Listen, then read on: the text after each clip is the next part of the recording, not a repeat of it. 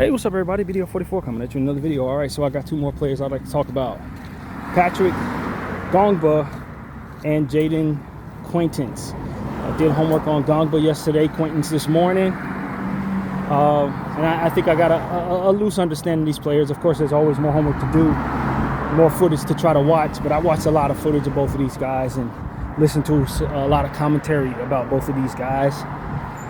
So let's get into it. Okay, let's go with Patrick Ngongba. Ngongba, I believe is how you say that. Ngongba. Patrick Ngongba is a very strong center, not very athletic. In fact, I would say he was under athletic, but extremely intelligent. He's one of those guys that analytics people love a lot. Tends to be very efficient in what he's doing, but you know, you expect that he's got some real limitations physically. Doesn't really move laterally very well. But at the same time, if you try to post up with this guy, he's going to outstrength most players. He's going to come into the league at 20 years old as one of the strongest players in basketball outright, just out right away. So that's something that I want to say before we get any further. But the problem with him is that he's not very explosive at all. He can catch lobs, but you don't want to make it a habit. He has had some foot injuries, which is a thing when you got a guy that's as big as him. 6'10", 250, I think is what they said, with like 7 foot something wingspan. So this is a very capable length guy. But the issue with Ngongba is just that he has a lack of athleticism and explosiveness. Now, what I was impressed by Ngongba was the passing stuff, his playmaking stuff. That's where he really has his superpower, so to speak. If you wonder what he's good at, probably be exploited there. It reminds me of a lot of these passing centers who've had the passing gift and the rhythm gift. I think that what he showed me in the footage that I saw was good timing on both sides of the floor. Special shot blocking timing, which kind of makes up for the lack of explosiveness and athleticism. This is his timing. And then on the offensive end, great passing timing. As he's able to get precision bounce passes in from the top of the key as a center. So that's an extremely unique talent for him. So, like, for me, when I first started listening to people talk about him and watched the first 10 minutes of footage, it was not clear that this was somebody I should be excited about in any way. He does not pass the eye test. He is not an aesthetically pleasing basketball player to me. Slow of foot, and he does have some motor issues at times, from what I understand. Not always engaged 100% of the time, playing hard all the time. He does have a strong body, and he does make very few mistakes, but he's not overly explosive. I think some of that had to do with recovery from injury last season. I saw footage from his rookie season with Duke, and he looked like he moved a little better to me his rookie season. So that might have been what was going on there with the injuries and stuff like that. But I think the two things that you want to know about Patrick Ngongba is that if you're trying to post him up, he's not moving. He is not moving.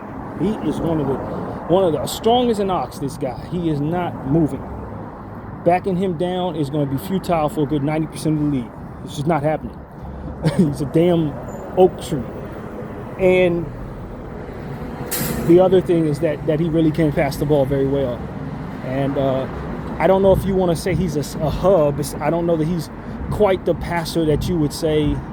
Obviously, Jokic is a different level, but like Sengun or Vlade Divac, I see some of that in him, but I don't know if you want to kind of have him play that role too much. But if you need to exploit something on the offensive end, that's that.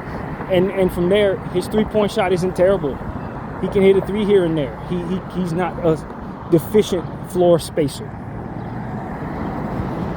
And one of the things that was also mentioned, which always stands out for me with bigs, is he is especially gifted at defending without fouling. So that's always an interesting stat when you consider players like Evan Mobley and Anthony Davis. That's where they've made their money. They're able to be extremely efficient without actually fouling. And with Ngongba, he draws fouls consistently. He's such a big body, wide shoulders, to where what you're going to end up finding is that your player's getting in foul trouble every time he turns around to do any damn thing. They're going to whistle it because he's going to be taking on contacts. He's such a huge body. And he really utilized his size well in that way. So ultimately, I walk away saying this is probably a career backup center, but you're going to get some of your best play out of your team when he's on the floor. It's not going to be aesthetically pleasing, but he's not going to make a lot of mistakes, and he's going to affect things that help you win. Just like his teammate Boozer out of Duke. They're both extremely helpful in the areas that don't necessarily show up in the box score that directly affect winning. So that's what I would say about Patrick Ngongba. If you just look at a few highlights, you're going to be like, this is a backup. He's not going to help you. He's boring. He has absolutely no explosiveness. He's not overly energetic. This dude is trash. That's exactly what you're going to say if you look at him outright. If you start listening to people break down the numbers, break down what he does that affects the game, watch more of his highlights, see him in key circumstances where he's able to utilize his size, you start finding out, like, you know what, this is one of those boring dudes that's going to help me win. This is one of them boring dudes that if I put him on the floor, he's going to be, our team's going to go up by 10 because of the stuff that he's doing. And so I'm aware that his limitations are to be taken seriously. I don't expect that you're going to have him on the floor for longer than 25 minutes a night. I think he's in the ballpark of like a Luke Cornett type of talent, to where extremely talented, but you ain't gonna have him out there that long. He's extremely helpful, but you want a superstar in front of him. Like, that's what I think his career arc is about to be. High level backup center. But when you look at the NBA and where this is headed, with centers being able to pass, guys getting bigger overall, needing strong players, 250 guys, I'm a fan of that weight for bigs. I just think that there's some value to where I think that ultimately his draft positioning is probably where he should be.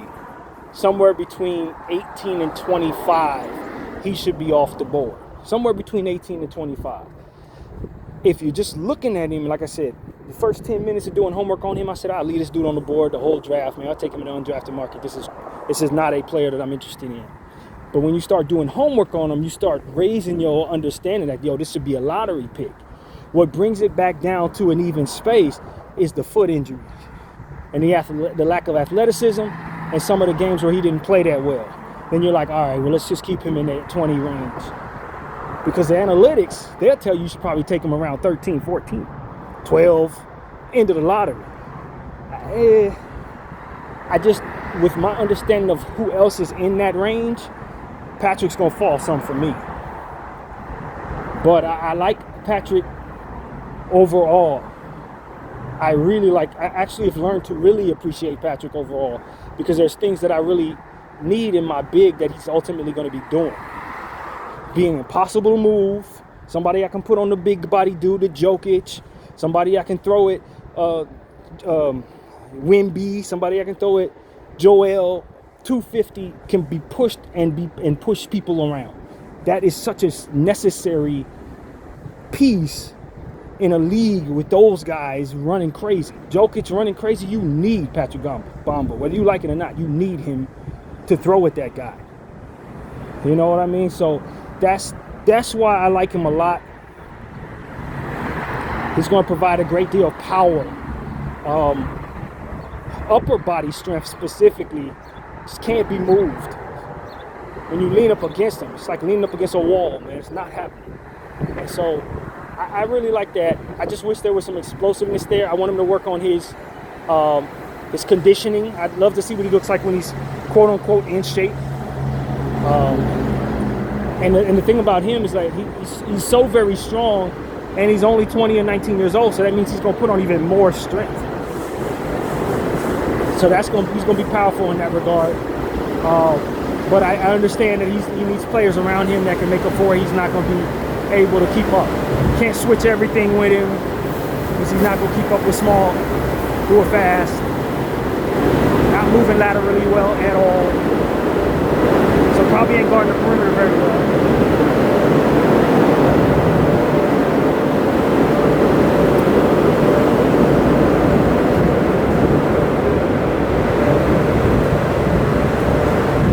Because of his lack of explosiveness, he's not as great of a rebounder as you want him to be, but he does work hard on the offensive glass in multiple chance opportunities. You know, bricks a shot, pull it down. If he has to jump with several people, he's got the energy in those situations to keep the ball alive in your favor. So it's a lot of good backup center stuff that I see in him, man. A lot of backup center stuff. The type of backup center that you want in the league today. Somebody who's not going to make a lot of mistakes. Somebody who's going to be hard to move. Somebody who's going to make plays for others. Somebody who's going to be able to, do a nice jump hook at a consistency about his scoring in the paint with his hook shots and his touch shots. Kind of reminds me of Al Jefferson in that way from back in the day. Big Al used to hit you with the hook shot left side. You know, he can do that a lot of the time. He looks a little like that. His body type reminds me of of Derek Queen. So you're talking about a guy who's significantly less athletic than a lot of guys. He looks a little like Derek Queen, but maybe even a little taller. And Derek can create for himself. This guy you do not want doing that. You don't need him in the open court with the ball in his hands and nothing like that. They don't play alike, but they kind of look alike physically in a way. Kind of move alike in certain ways. So yeah, that's what I see there with him, Patrick Ngongba. Ultimately, I would feel good about him. I got to see what other centers are in the range because I still have a lot of centers in this draft that I've yet to do homework on.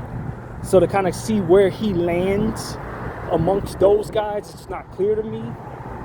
But I think the analytics and the passing stuff is why most people have him where they have him in the draft above some of those other centers who may be a bit more explosive. You know, he shoots a free throw pretty well for his size. Like I said, he can stretch the floor a little bit. So, you know, this is an analytics dream. Most analytics guys love the numbers attached to this kid. A lot of good stuff is going to happen while he's out there. He's not going to make a lot of mistakes. And that ultimately, if you're a basketball nerd, is something that you're going to always value on a basketball floor. So, you know, I think about guys like Dwight Powell from Dallas. Analytics guys love him, and eye tests don't tell you much of nothing, but analytics tell you he's great. That type of thing. That's Patrick Ngongba in a way. So, yeah, I like it. I like the player. I'm smart enough at this point. I've studied the sport long enough to take players like that very seriously. And that is really what it comes down to, man. I would feel comfortable taking him so long as I am prepared for the deficiencies that come with having a slower footed player, somebody who doesn't move very well laterally in this floor spacing league. I think that stuff could really be a problem. You could very easily play a guy like that off the floor if you're hitting threes very well from that center spot. I think that's something that you're going to find a lot. So it's a little tricky. I would tell those who need a center, who draft in that range, Lakers, for example, study him, and keep an open mind about him. Because at the end of the day, he's not going to be moved, man. This is a very, very strong player when he's standing straight up. That's the thing that just really stood out. He is absolutely monstrous in that way. You just wish it translated to him getting off the floor better. You wish it translated to speed. You wish it translated to other things. But he has good hands, big hands, catches well, great touch around the rim. You're going to win a lot of games if he's a part of your rotation, so long as you have other stuff that also makes sense. So I like the idea of Patrick Ngongba, but I have him firmly below starter level. I think he's a career backup, and he's going to be a damn good one at that. Damn good one. So that's what I see in Patrick Ngongba. He can have a very long career, man, because a lot of what it is that he does is not predicated on speed, not predicated on the. So I could totally see him still being around 12, 13 years from now. That's another thing to consider with a guy like that. Assuming the knees and the feet don't tear him down, if he's healthy, it is a very, very serious role player at the center spot with a lot of size. So that's what I see with Patrick Ngongba. Also, I think he's low-key pretty solid in terms of marketable. He looks marketable to me. Great smile, speaks very well, very clearly. This is somebody I could totally see 20 years from now sitting in the booth on somebody's TNT or NBC or something like that. He has that factor already. Gonna be very good on TV, on the camera. Oh, I can see that already. So for those teams that want to market players, like having players do certain things that ultimately bring attention to the roster, the team themselves, I think he's gonna be pretty marketable. Honestly, I think he's gonna be a very marketable kid. So that's what I think of Patrick Ngongba. And now we talk about Jaden Quaintance. Jaden Quaintance is a polarizing player in this draft this year because last year people thought he was going to be a top 5 guy, and he ended up getting hurt. Now he's really young. He had to stay in school for 2 years because of it. He is somebody who had to go back because he was only going to be 18 when the draft came around. 19 is the age.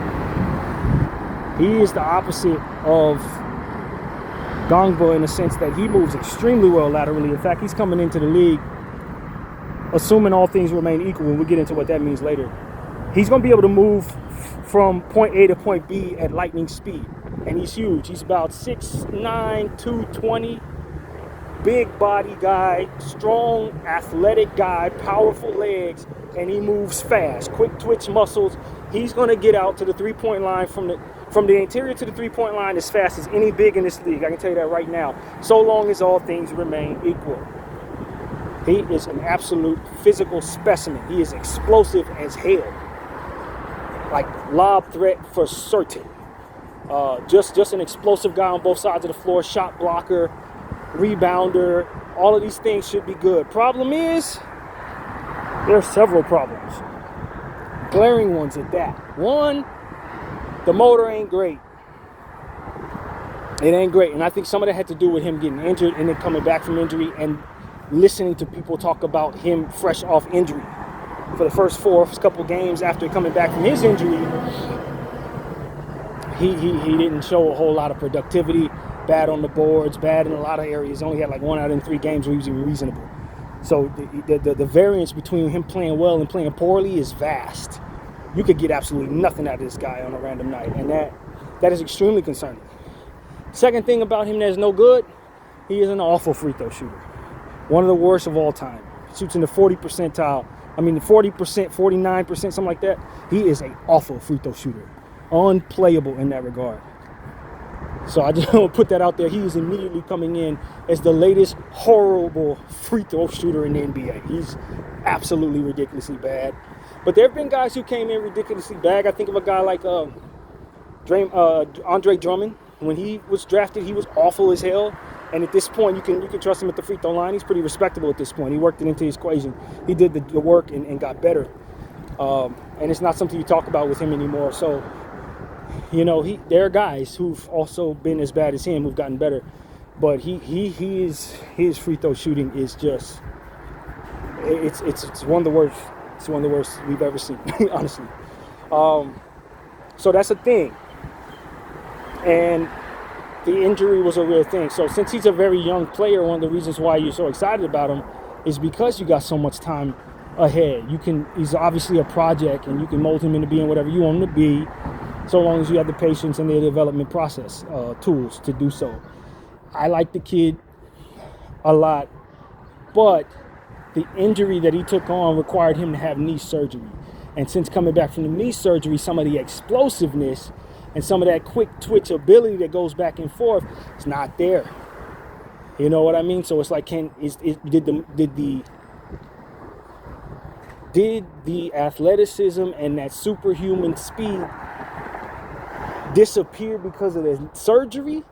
Is he never going to be that again? And if that's the case, then he doesn't really bring a whole lot to the table that's positive to make you think that you should even bring him into your situation. His specialty is his athleticism and his speed.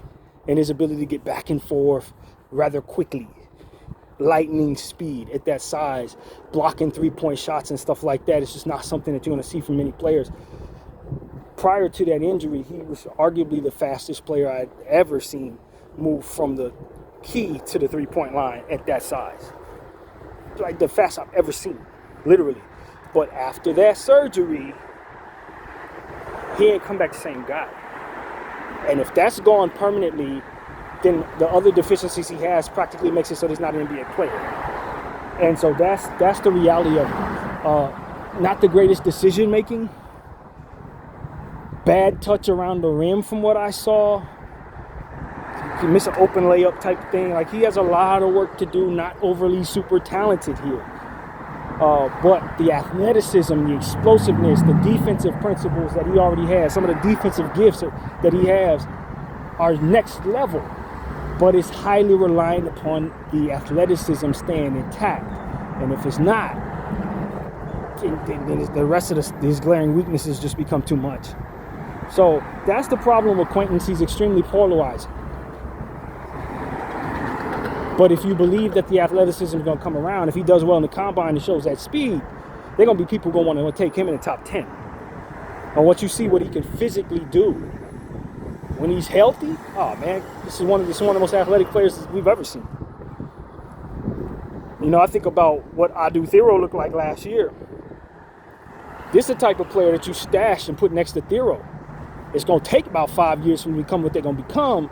But in 2030, you got the fastest, most athletic front court in basketball. If you had them two players on the team, Quaintance and Thero, that's nuts. That's nuts. But the issue is, just like with Thero, the injury. Is it going to be a problem going forward? Are you going to have other injuries that tumble forward to more problems that take away from the athleticism? Now with Thero, I'm not as concerned. But with Quaintance, from what I saw, I'm very concerned. Because Quaintance has so many deficiencies that he's practically unplayable if not for that athleticism and speed. So I like the idea of Quaintance. The reality of Quaintance could be a bit much. And if I don't have the development and the patience, you're bringing in a guy that's just not going to work. It's not going to work out if you don't have the ability to develop him. If you think you're about to throw him out there in a winning situation right now and get anything out of him, you're going to be highly upset.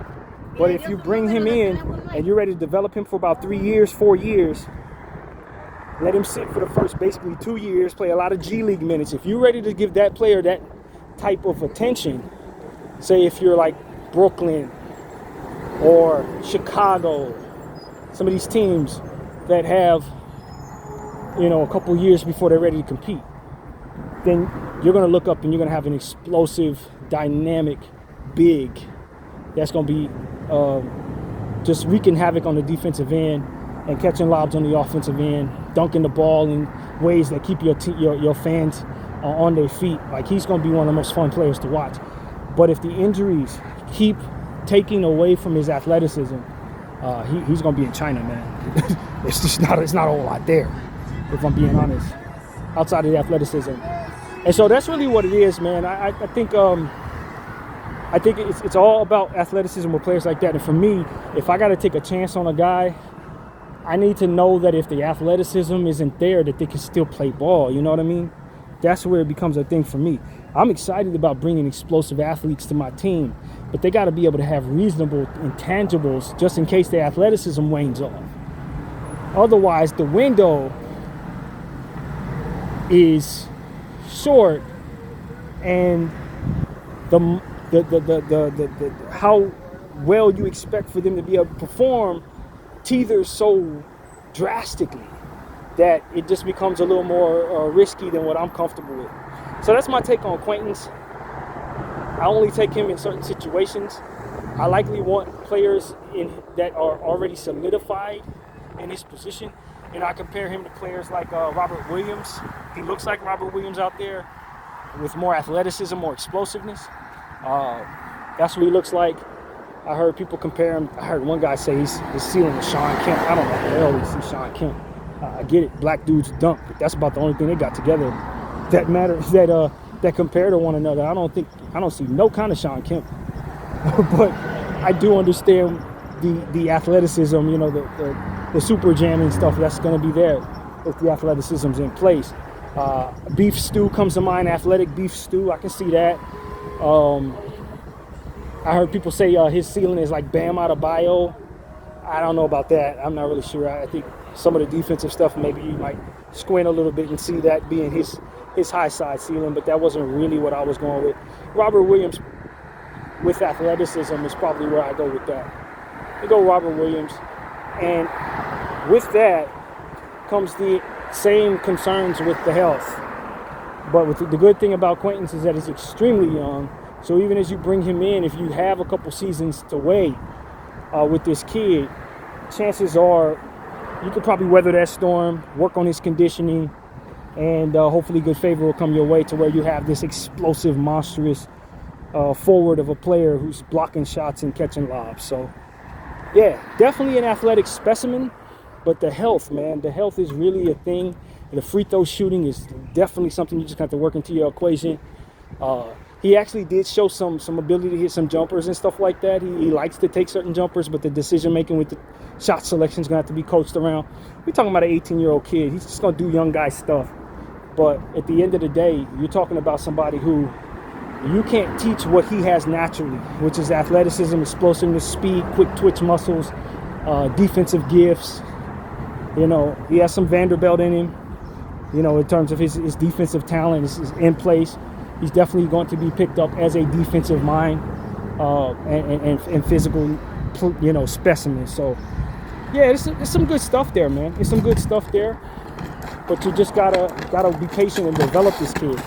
And in developing the kid, you also gotta mitigate your risk with his health. And so that's what it really comes down to. Is the health gonna come around? Is the athleticism gonna stick around? Is he gonna improve in the areas that are of emphasis for him to improve? And if all of this stuff comes together, you're picking up one of the most athletic players in the league. So that's what I see with Jaden Quaintance. Polarizing pick in the sense that people thought he was going to be a top 6 guy last year going into this draft. And he just had a bad season coming back from injury. So it's tough, man. It's tough. I think he's going to be... a lot of things have to line up the right way for him. At the same time, you're talking about somebody who, if they do, and you have him next to a special player like Wemby, or you have him next to a special player that can kind of stretch the floor, look out, man. Look out. He's going to be fun to watch, but you just got to take time with him. I wouldn't mind if he stayed in school for another season, to be honest with you. I would not mind if he just says, you know what, I'm going back, because at the end of the day, his draft stock is lower than it needs to be, and his health is what people are thinking about. So if he can have a season in college where he's healthy, get back to doing the things he was doing in his rookie year, coming out of the draft next year, I'm pretty sure he'll be a lottery pick. That's what it is. And he gonna need to sit any damn way. That's what I would tell a guy like Quaintance. Like, most of the teams in this league are gonna have you sitting for your rookie season any damn way, dog. You're gonna be in the G League a good portion of the time. You might as well stay in college. You might as well stay there. You know what I mean? And so that's what I would tell a guy like Quaintance. You probably be best to just go back to college. So, yeah, man, that's my take on that player. Both of those guys are injury concerns. They're both injury concerns. Quaintance and Ngongba. I don't trust them to stay healthy. That's my concern as a fan of a team that's going to be drafting in their range. With the issues that my Lakers have specifically, as much as we could benefit from bringing in Ngongba, if the foot injury is going to keep him from being able to help us, I'm worried. If the lack of athleticism is going to tumble forward to him having more injury issues, I'm worried. That's what it comes down to for Ngongba. He can really help us if he's healthy. He can really help us if we're patient. But I don't really know. And when it comes to Quaintance, I don't think the Lakers should be taking on a project like that. And as much as we could benefit from what a future looks like in 2031 when him and Theo are fully developed, between now and then, who knows what the opportunities are for him to be hurt, for upgrades to come around. It's just a lot of different stuff to where Quaintance, I just don't know. Like, as much as we like a Robert Williams, I just think that the risk is too much when you don't have your picks for the next several years. This is going to be the only draft where you have an opportunity to draft your pick. We don't really have a coach that likes to develop young players anyway. You already got Theo to develop, Bronny to develop. I don't think the Lakers should be bringing on too many more projects, man. But I do think we need to address our front court situation, and this may be the best way for us to do that. But I would probably go with Ngongba from my squad over Quaintance because Quaintance just has a little too many question marks for my liking and a little too much development to go before he can really help me. Yeah, that's what I would do. Ngongba is on my draft board. Quaintance, I kind of think Quaintance is probably going to be gone by the time we draft. I don't think there's going to be 22 teams that look at his athleticism, look at the tape, and leave him on the board. I don't think so. Somebody's going to reach for this guy. Problem is all of the deficiencies that come with that particular player, all the deficiencies that just I'm not so sure about. So that's what comes to mind for me. Yeah, the Lakers, I think it makes a lot of sense to try to get a center with this draft pick, though. They're going to be something in this range, still more for me to do homework on. Ngongba seems like a reasonable guy for us to circle as realistic. And probably helps us in some key areas. So that's what I'm saying as a Laker fan. But yeah, that's what comes to mind, man. I want Quaintance to go back to school for one more year. You're young any damn way, dog. You're gonna be the youngest junior of all time. That's how young you were going into college, 17. You know what I mean? So it's a lot of different things that people are gonna put an asterisk next to your name as it pertains to you being a junior, because you're gonna be aged like a sophomore or freshman. So I think a lot of good can come from him going back to school. But yeah, man, that's what comes to mind. We're gonna continue to do homework on these players. I'm excited about this draft. The more I get to know about what's there, the more I realize the majority of it is stuff I believe in, to whatever degree. And there's still a lot to go. Still a lot of picks to go. This is only my 20th player I've done homework on. We still got probably 40 more players to study in the top 2 rounds. So that's really what it comes down to. It's only 2 rounds. You get the point, though. We're getting there. So yeah, man. Good luck to all the prospects. Good luck to all the teams. It's a fun time for everybody who follows this stuff. It's a good year, good draft. Video 44. I thank you all for watching.